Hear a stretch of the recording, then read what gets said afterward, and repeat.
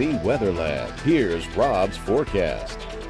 Welcome back and welcome to the weekend. And we have some bad news and some good news. The bad news, a little bit of a winter chill going into the weekend. The good news, back to spring-like conditions by Sunday afternoon with temperatures in the lower 70s, believe it or not. Let's take a look outside. First off, Justin Terro getting our weather shot. And yeah, this is an ugly winter weather shot for sure. Gray skies, no leaves on the tree. But mind you, I did get a couple of reports this past week with temperatures in the 70s that there was a fair bit of pollen in the air already. And that's awfully early. So Mother Nature giving us a little reminder that winter's not done yet. And we'll have those subtle reminders going throughout the 10-day forecast. We'll show you the European model coming up tonight at 10. It's just a mess beyond days 3, 4, 5. So let's look at the big picture across the lower 48. More winter weather, winter storm warnings for the Pacific Northwest, the West Coast, Sierra Nevada, and rain at lower elevation. Wind chill advisories, pretty chilly weather up across the northern plains, snow in the Great Lakes, and then farther to the south, a little snow and sleet in the air here. A little bit of a tongue twister there, but notice from the Texas Hill Country up through south of Dallas into eastern Texas, a little bit of a wintry mix going on here across portions of eastern Texas and pushing into the northern part of the state where there are actually winter weather advisories for the possibility of slippery conditions on bridges, overpasses. Most of this is not going to stick to the ground, but there could be a light coating of snow and maybe some sleet in spots through the northern part of the state, but not here locally. We're just too warm for that. Meanwhile, as we take a look at the regional Doppler radars, all the action showing up across Texas, and when you see some pretty good reflectivities of orange and red, usually that means there's sleet going on in this temperature regime, and we see that up toward Tyler as well, and then over toward Natchitoches, the possibility of sleet all the way up through Monroe, and this is rain mixed with sleet and maybe a little snowflakes in between.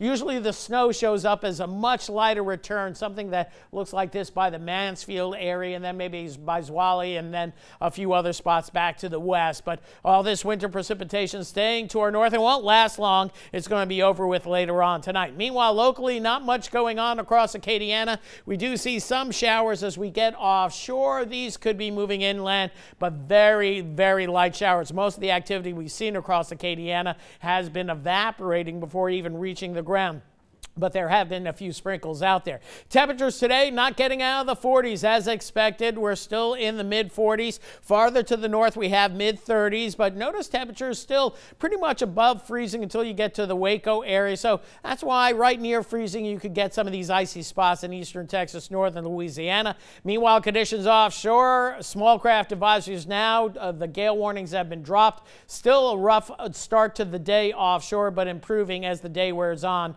for our friends and family that work offshore. So nice and cold through tomorrow morning. Temperatures lower 40s, wind chills in the mid-30s, but watch the cloud cover starting to thin as we get into the latter part of the afternoon. That should help ease our temperatures into the mid-50s, and the pressure gradient, the lines of equal pressure will be kind of getting more spread apart, so the winds won't be as breezy by late tomorrow afternoon. Looks good if you have Saturday evening plans, but you'll certainly need jackets and sweaters. And then going into Sunday, warm front moving across the area. That may spark off a few showers, and look what happens by Sunday afternoon. We see temperatures in the lower 70s, better rain chances back off to the north, but as we go into next week, it does look like we'll see pretty good rain chances developing Monday night, Tuesday, and then maybe Thursday of next week as well. Temperature-wise tonight, I think we're going to go a little bit above what the computer's spitting out for overnight lows because of that cloud cover. We'll favor upper 30s, northern portions of Acadiana, upper 30s, lower 40s, I-10 quarter. I think 40 is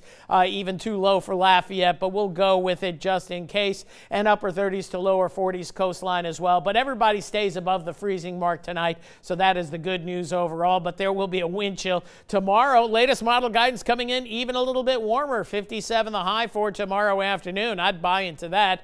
Temperatures mid to upper 40s tomorrow night through Sunday morning, and then Sunday afternoon we'll certainly buy into temperatures getting into the lower lower 70s. So as we look at your wind chills tonight at 10 o'clock, still between about 31 and about 36 area wide. And that doesn't change all night long because it stays breezy through tomorrow morning. But as we mentioned, those winds gradually diminishing as we get later in the day. We'll start off in the 10 to 15 mile an hour range and then drop to 5 or less as we go later in the afternoon. And that will make it feel so much better. So wind chilly night ahead, cloudy, breezy, cold, few sprinkles possible, but most of us stay dry. 40 the lowest will go tomorrow. Cloudy and cold early, but the clouds thin and it gets a little bit milder by late in the day.